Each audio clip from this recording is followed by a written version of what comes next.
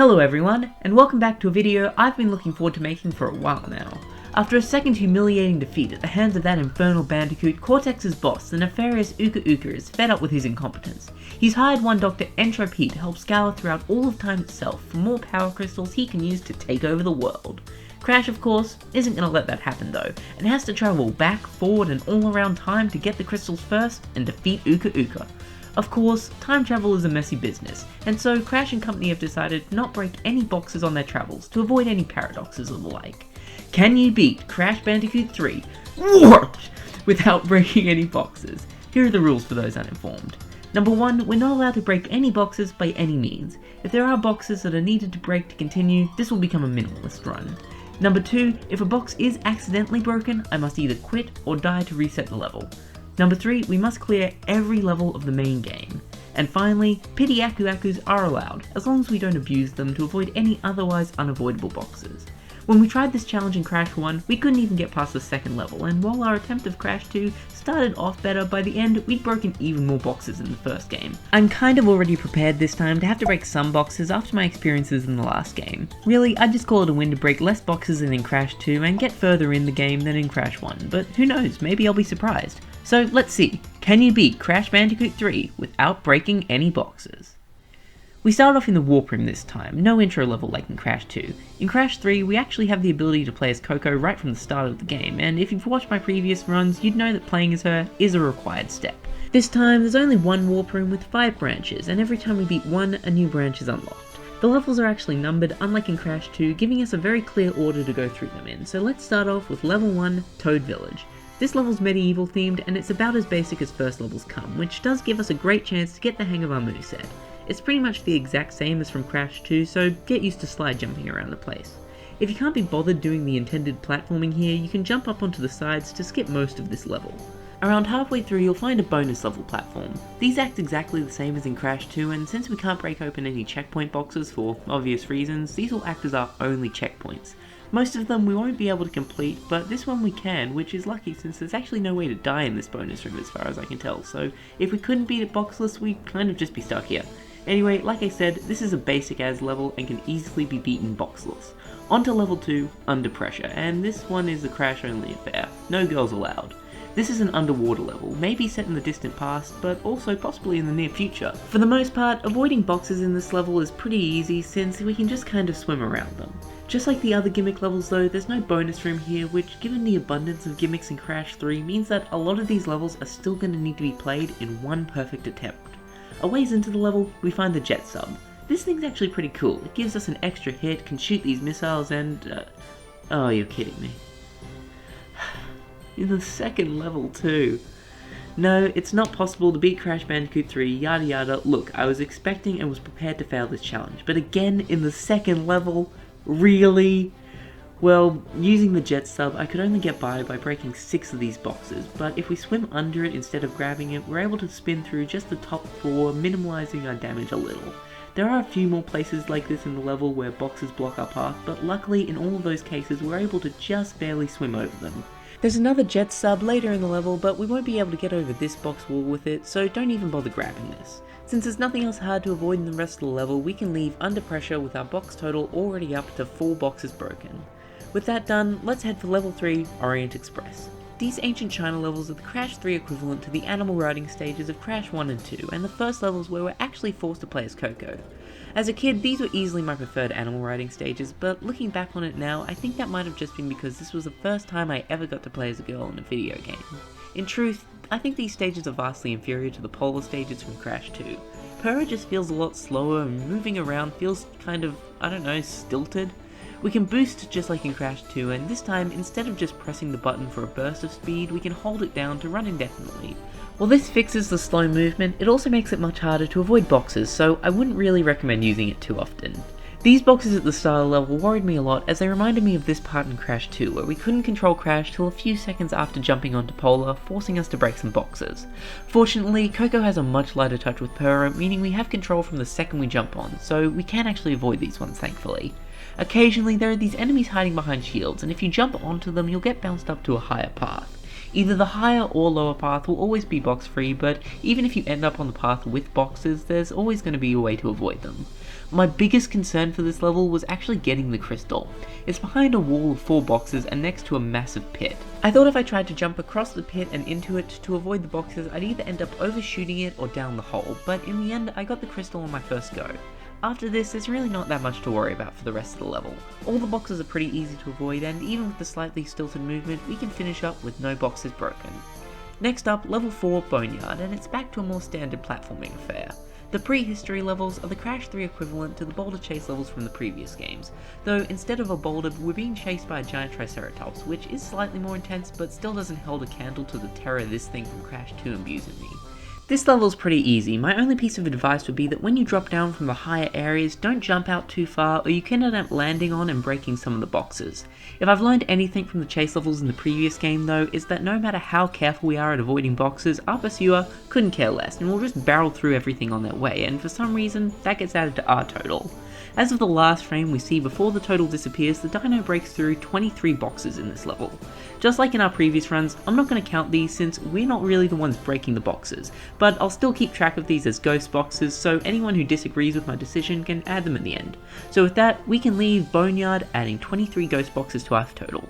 Level 5, Making Waves, is a jet ski stage, and this one is very easy. There aren't any boxes really blocking our path, or at least none that take any skill to avoid. There are some sitting on these ramps, so just don't use them and you'll have this one done boxless in no time. With the first 5 levels completed, we now have to take on a boss before we can continue, and it's the return of Tiny Tiger from Crash 2. This fight gave me a lot of trouble as a kid, specifically the part where the waves of lions come at you, but I didn't realize that you can kind of just stand still and spin them away rather than actually trying to avoid them, making this fight way easier. None of the bosses in this game have any boxes in their fight, so I won't go into too much detail with them. Once we defeat Tiny, something will pop out of him. This is a power-up, a new addition to the Crash formula. For every boss we defeat, we gain a new ability to play around with some of these being very useful for this run. Unfortunately, this one, the supercharged body slam, is pretty much useless to us, so feel free to just forget it exists. Cortex seems to genuinely feel sad over Tiny's defeat. Honestly, doesn't really feel like his heart's into the whole take over the world thing this time. I kinda feel bad for him getting roped into it by Uka Uka. Anyway, we've now unlocked the second area of the warp room, so let's get into level 6, Gee Whiz. This is another medieval themed level, and just like the last, to avoid all of the boxes easily, you can just jump up onto the side wall and ignore like 99% of the level the developers lovingly crafted for you to enjoy. When I got to the end of this level though, I was a bit dumbfounded to find out that I'd apparently broken a single box somewhere along the way. On replay, I figured out what was going on here. These frogs will jump towards where we are, and because of this, if there are any nitro boxes on their path, when we approach from the wrong angle, they'll hop themselves into an early grave, taking the nitro box out along with them. In this level, there are 2 frogs at risk of this, but no matter how I moved, even if when I left them, they and the nitro box were fine, I'd still find one box was broken at the end. I figured this must be because the frog is still jumping towards Coco even when off screen, or at least for a while after we pass them. I was getting ready to call this a required ghost box until I realized the obvious solution to this problem. Kill the frogs. Yeah, not sure why this didn't occur to me sooner, but with no frogs there's nothing to destroy these nitros, bringing this level to a boxless close. On to level 7, Hang 'em High, which is our first Arabian level. These remind me a lot of the sewer levels in Crash 2 since they have the same gimmick of these grates we can hang onto to climb around, though they make a lot less sense here. Like, what's holding these things up? Anyway, this level is again a breeze boxless. Be aware that some of the bouncing platforms have boxes above them you'll have to avoid, but as long as you're not careless, this one's an easy boxless clear. Next up, level 8, Hog Ride. No, not that kind of hog ride, this kind of hog ride. This is our first race stage of the game, and these play extremely differently from most of the other levels. Instead of getting a crystal by picking it up somewhere in the level, this time we have to place first in a race against these cars who clearly cheat. I mean, most of these guys are starting in front of the bloody start line. Ref, I call foul. Despite the competition, this race is very easy. None of the boost pads have any boxes in front of them, so we can use all of them to get some extra speed, but even if we miss a few, with good riding we can easily avoid all of the boxes and still end up in first to nab the crystal and finish up. Level 9 Tomb Time is next on the list. Our first Egyptian themed level, and I didn't really appreciate these as a kid, but on this playthrough I found this level to be a lot of fun. In fact, I'ma say it, I think these levels are the best in the OG Crash trilogy, at least out of the more standard platforming levels. Anyway, this stack of boxes at the start worried me a bit as it reminded me a little of this infamous wall of boxes that ruined our run of Crash 1, but I pretty quickly realised that these ones can just be walked around. At the fork in the road, we don't have the purple gem yet, so we have no choice but to take the path on the right. When jumping over these blocks being dropped down by the dude with the lever, be careful not to break any of the boxes hovering above them. Ah yes, the famous ancient Egyptian flamethrowers. Can't set a level in ancient Egypt without the flamethrowers. From here it's basically a straight shot to the end of the level, so we can tick this one off the boxless checklist. Next we have our second animal riding level, level 10, Midnight Run. This one is significantly harder than the first, and I honestly don't even really know why. None of the boxes are that difficult to avoid, and the only change to the enemies is that now some of these dragons move in an S pattern rather than just going up or down. Whenever there's a split in the path, one of the paths will guaranteed have no boxes, but even if you end up on the non-optimal path, just like with the last level, you can still avoid all the boxes. Honestly, the only tip I have for this level is don't accidentally hit the PS button on your remote, blocking off half the screen right at the end of a good run, so you have to panic and try and avoid every obstacle without being able to see what the heck you're doing. Seriously, the PS5 doesn't record its menus, so you can't see my view right now, but I was flying completely blind here. It's a miracle I was able to pull it together and finish off this one boxless. Now we have another boss fight, this time with newcomer and fellow Aussie, Dingodile. We're meant to dodge his different types of blasts until he breaks enough of the crystals around him to give us a path to run in and spin him, then escape before he explodes. But if you're good with sliding jumps, you can skip most of this fight and end it in less than a minute. For beating Dingodile, we get the double jump ability, which basically does exactly what it says on the tin, and this one is going to be extremely useful for box avoidance in the future. Anyway, with a whole new set of levels opened, we should get started with level 11, Dynamite. Another chase level, though this one is much less chase and more standard platforming level. It's also kind of an animal riding level, as for a bit we get access to this absolute cutie. Unfortunately, our time with them is even shorter than it usually would be, as when riding them, even touching a box in the slightest is enough to destroy it, and we can't squeeze past this stack of boxes, so we'll have to continue on foot. When spinning away these proto-crashes, be careful, as I found they would often end up smashing into boxes further down the track. This stack of boxes here definitely would have been a problem before, but now by combining a sliding jump with our new double jump ability, we can get over them no problem. You'll most likely end up bouncing off the bouncing box, but you'd need to jump on it multiple times to actually break it, so just one bounce isn't technically against the rules. Again, just like with the last chase level, when dropping down, be careful you don't land on any of the boxes down here. On the chase path itself, there's nothing all too hard to avoid, but again, the Triceratops isn't as nimble as us and breaks 14 boxes this time, bringing our total up to 4 boxes and 37 ghost boxes broken.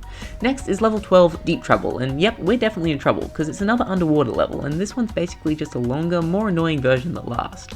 These spinning blades in particular have always irritated me. I of course avoided the jet sub like the plague at the start of the level, but it turned out it didn't matter because with it or without it, these TNT boxes are blocking our path, and no matter what we do, there's no getting around them, meaning we have to explode all 3 of them. That's not all though, as the boxes behind them also have no space for us to swim over. I thought we might be able to just destroy the top 2 here and leave the bottom ones unbroken, but nope, no matter how we spin it, all 4 of these are required to break. Thankfully, there's nothing else we need to break for the rest of the level. I'd actually recommend getting the second jet sub towards the end, as it makes clearing out the enemies way easier and the extra hit can be a lifesaver, though you'll have to ditch it before these nitros, which are a pain to swim around with these controls, but it's not impossible, meaning we only have to break 7 boxes for this level, bringing us up to a total of 11 boxes and 37 ghost boxes broken. More than I'd like, sure, but hey, not bad so far.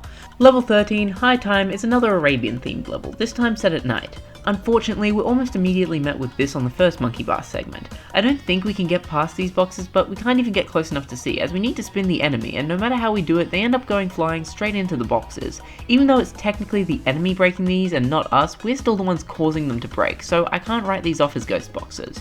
Right behind them is a stack of boxes that looks pretty scary. I thought we might be able to drop down just before the boxes and walk around them, but despite it looking like we have the space in front, apparently we can't. There is a way to actually get around these boxes though. While hard up against the stack of boxes, move towards the screen, and while doing this, drop down, and for some reason this lets us land on the other side of the boxes and we can just walk straight past them. A little ways after this, we can find our first no death path of the game. This path is kind of hard, but honestly it's not that bad, and since it has no boxes on it, using this we can pretty easily get the purple gem and finish off the level, adding just 2 more boxes to our total, bringing us to 13 boxes and 37 ghost boxes broken.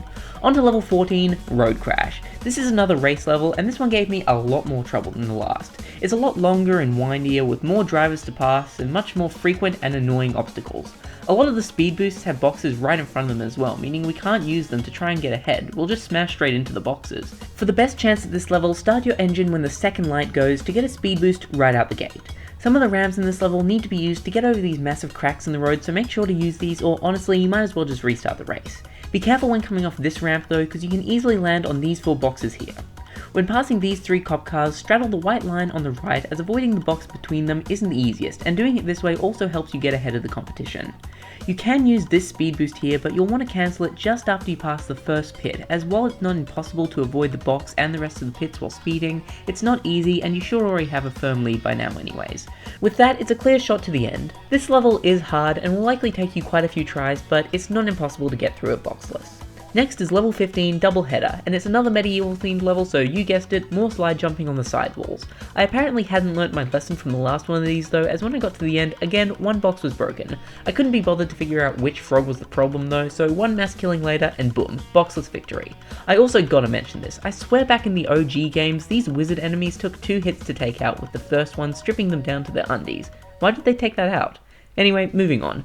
Now we have a showdown with the creator of the Time Twister himself, Dr. Tropy. This is another boss fight that I had a lot of trouble with as a kid, to the point where me and my brother had to ask our dad for help beating it, which logically led to him smashing our PS1 with a hammer. But, you know, a lot's changed since then. Now I'm the one with the hammer. In reality, this is another easy fight. Dodge his attacks, then jump across to the other side to get a hit in and... Are you serious? Don't play around with me, game, I wasn't kidding before! And boom, Tropy's defeated, and we're rewarded the Death Tornado spin, which lets us do a much longer spin by abusing the square button. This also gives us a much longer hang time in the air, making this great for long jumps, which we can test out in level 16, Sphinxinator. At the split in the path at the start, we can combine our slide, double jump, and Death Tornado spin abilities together to easily cross the gap to the left, which definitely would have been way too wide for us before. At the end of this path, we can find a nice supply of lives, as well as a real rarity, a metal checkpoint box. Since metal boxes don't break when we spin them and don't even count towards our total, we can actually spin this, giving us our first ever non-bonus platform checkpoint. What a treat! Unfortunately, these blocks that drop down are on a collision course for these 2 nitro boxes, and no matter how fast we are, the dude with the lever will always drop at least 1 down before we can take them out. Since it's not us breaking these, at least these are just ghost boxes. When we come to these boxes blocking our path, it might look intimidating, but it's pretty easy to just jump around them. There's another section with blocks dropping from the ceiling which takes out another nitro. These mummies act similar to the frogs, and this one in particular can destroy this box even after we pass it, so it needs to be taken out. This wall here can be easily walked around, but weirdly only on the left hand side. With that, we can leave with 3 more ghost boxes added to our total, bringing us to 13 boxes and 40 ghost boxes destroyed. Next, level 17, Bye Bye Blimps. This is a flight stage, another level that plays very differently to the rest. Just like with the race levels, we don't get the crystal by finding it in the level, rather this time it's awarded to us for taking out all of these blimps. We have to contest with other planes attacking us, which we can either take out or just dodge. All of the boxes in this level basically require you to go out of your way to try and break them, so just be careful with your shots and you'll get through boxless, no problem. Let's head into level 18, Tell No Tales, an apt title since I don't really have any tales to tell about this one. Just like with the last jet ski level, all of the boxes are either not in our way or can be very easily worked around. Just like with the last one of these levels, there are some boxes sitting on some of the ramps, so again, just don't use those ramps and this one will be an easy boxless victory. On to level 19 now, Future Frenzy. In this first section, there's nothing really of note. There's a few places on the second part of the level that we need to put our double jumping skills to the test, but again, it's nothing unmanageable.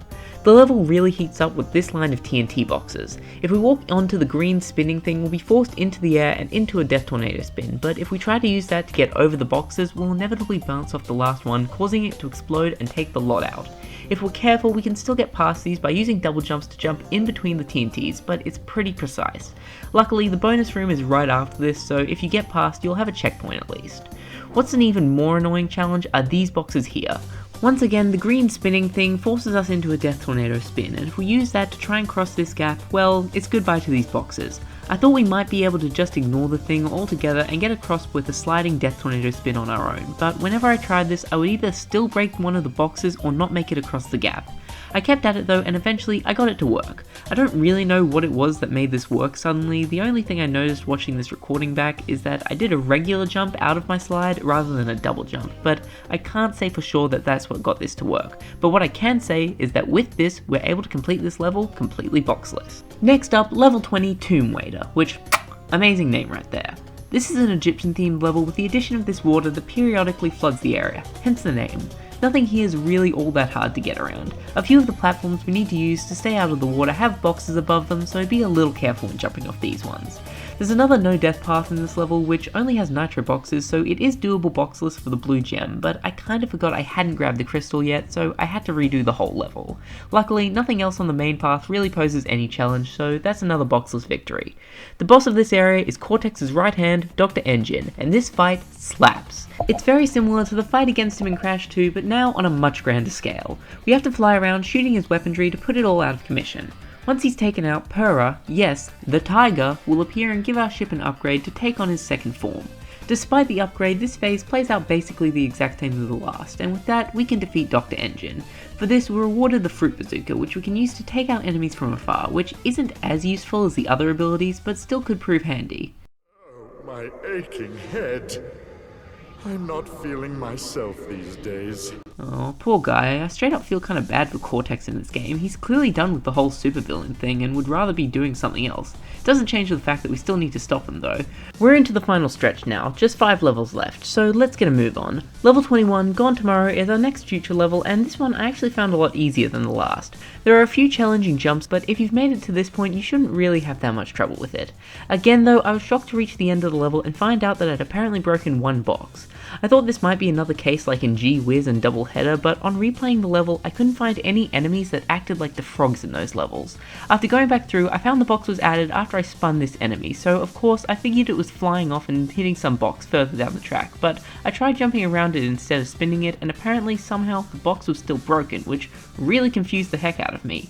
Soon though, I did figure out what was happening here. See, this enemy shoots missiles at us, before giving us a chance to attack. If the missile misses us, it'll continue down the path, and in this case there's a box in its way. We can't really do much about this since this thing will always shoot out these missiles before we get a chance to take it out or get around it, so this level adds another ghost box to our total, bringing us to 13 boxes and 41 ghost boxes. Another race stage next with level 22, Orange Asphalt. Despite theoretically being the harder level, I had a much easier time with this race than the last. There's a lot more speed boost we can actually use this time, making getting the lead a much simpler task.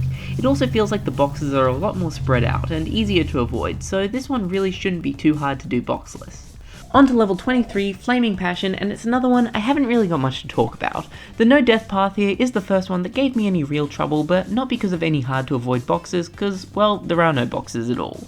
There's another oh so rare metal checkpoint crate on this path, which is kind of cool to see. We can grab the green gem here, but sadly the path doesn't lead to an alternate exit, so we'll still have to do the regular ending section of the level, but again, there's not much to talk about here, so we can just call it as a boxless level and move on. Next, level 24, Mad Bombers, is another plane level. This time we have to shoot down these large bombers rather than the blimps, which is slightly harder as they move around and have 2 engines, both of which need to be destroyed, but in practice it's really not that different, and again, as long as you're not careless with your shooting, this one can be done completely boxless. Our final level before our showdown with Cortex and Aku Aku is level 25, Bug Light. This is an Egypt level, but more than that, it's a dark level like Lights Out from Crash 1 or Totally Fly from Crash 2.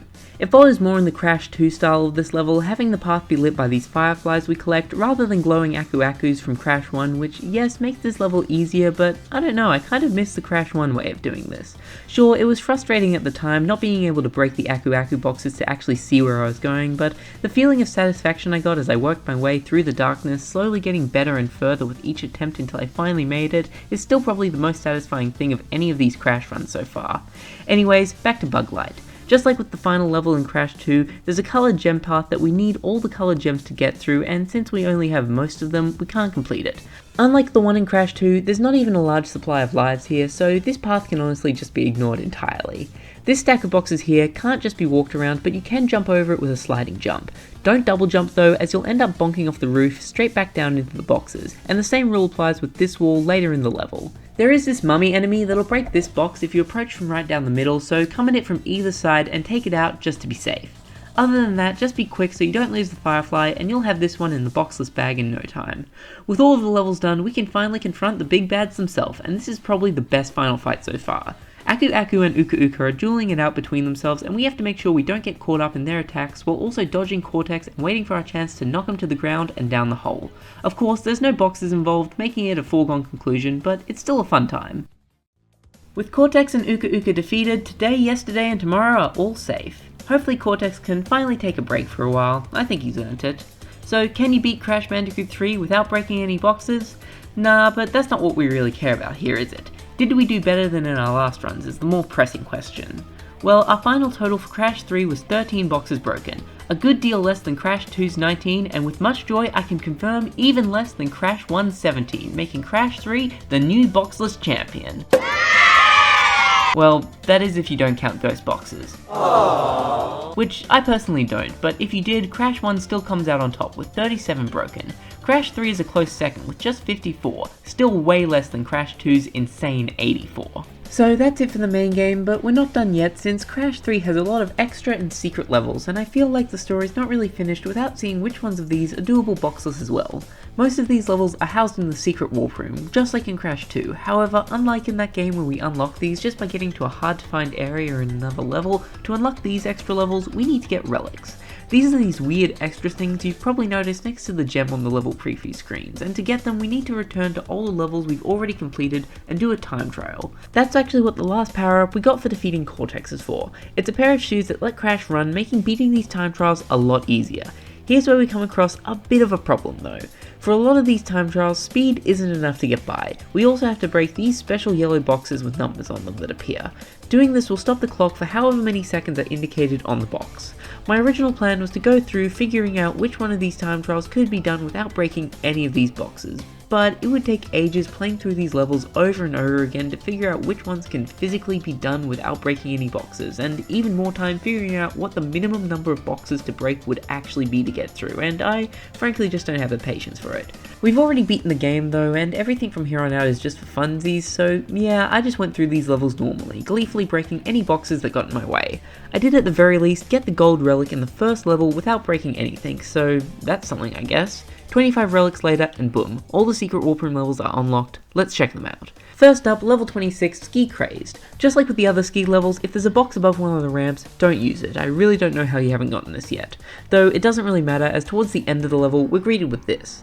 I thought we might be able to squeeze past the bomb in the island, similar to other parts of this level, but nope, we just get pushed back into the bomb, and there's not enough space to squeeze between the box and the bomb either, so we have to break this to move on.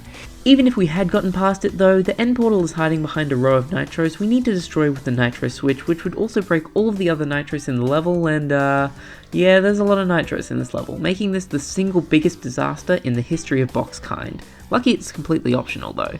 Next is level 27, Hang 'em High, a name that might ring a bell since rather than being a completely new level, this is just an alternate path in an older one.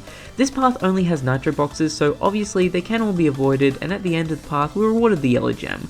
The path then spits us out right at the end of the main level, past all the boxes, so it's a pretty simple boxless clear. Next up, level 28, Area 51. Hi everyone, this level took me like a long time to beat, and I was really excited when I did, but for some reason the footage of it won't move from my PS5 onto my USB, so I can't do anything with this footage, but I'm not beating the level again, so this is my solution, I guess. Here's evidence of me beating the level. Look, I'm in first. Whoa, that's a cool jump. There's some boxes, more boxes I missed. I didn't hit those ones. Whoa, cool. And then, oh, look, I was still in first. 0 boxes. There we go. Proof.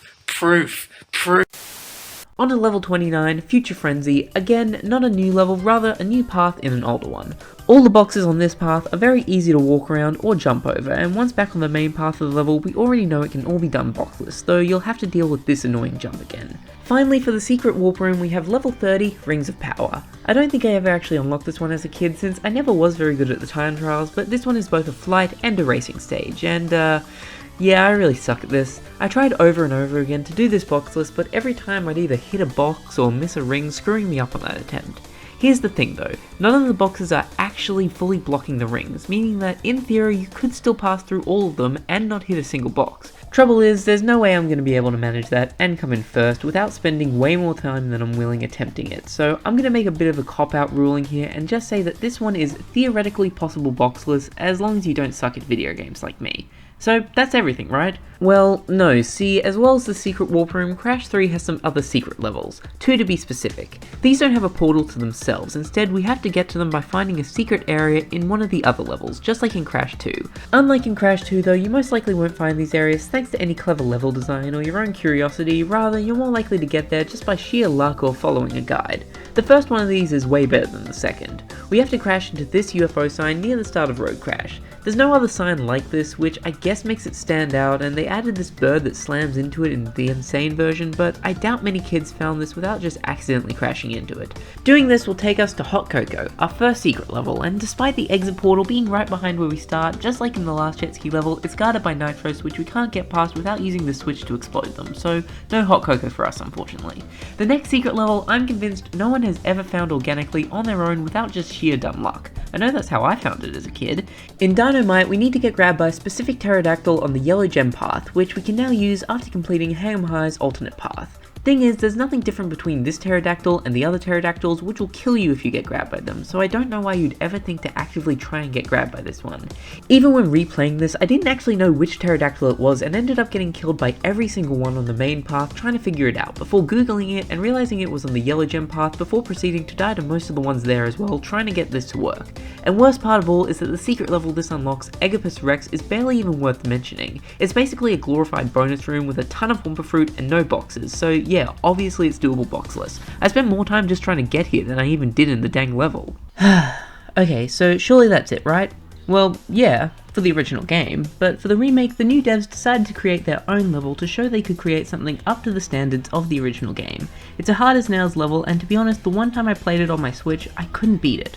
But since it's a free download, I figure there's no better way to send off my boxless run of the Crash trilogy than with a look into the future with level 31, Future Tense. This level really shows the love the new devs had for this game. It feels so natural to the rest of the game, while also adding completely new elements. These vertical lasers, left to right conveyor belts, and the obstacles you have to use reflections to dodge, none of this was in the original game, yet it's implemented into the level so seamlessly it feels like it's always been here.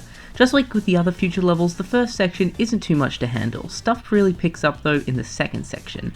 First up, we need to jump in between these boxes, as to not break them. Not too hard, but if you screw up and land on the checkpoint, you'll have to quit the level and come back since obviously checkpoints stay broken after death.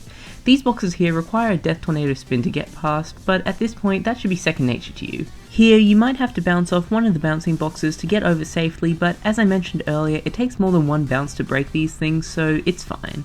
After this, there's not really any hard to avoid boxes. Honestly, this level's kind of easy from a boxless view. Now, that's not to say that this is an easy level. There's a lot of parts you can easily die in if you're not careful, but a lot of the challenge here comes from trying to do all the little side areas to break all the boxes for the gem. And since we don't care about that, a lot of the challenge is just removed. Heck, even the bonus room in this level is completely doable boxless. That's pretty much never happened before. Well, yeah, I guess it's a little anticlimactic, but thanks for watching. If you enjoyed the video, please don't forget to leave a like, and if you have any ideas on how to maybe get the box counter down a little, why not let me know in the comments below. I might take a little break from Crash with the trilogy out of the way, but I don't think I'm done with this franchise yet. There's still Crash 4, the GBA games, Not Twinsanity, and who knows, maybe even the Racing and Titans games to cover. If you want to be around whenever those videos come to be, why not consider subscribing, and until then, I've been Katie Cat, and thank you for watching.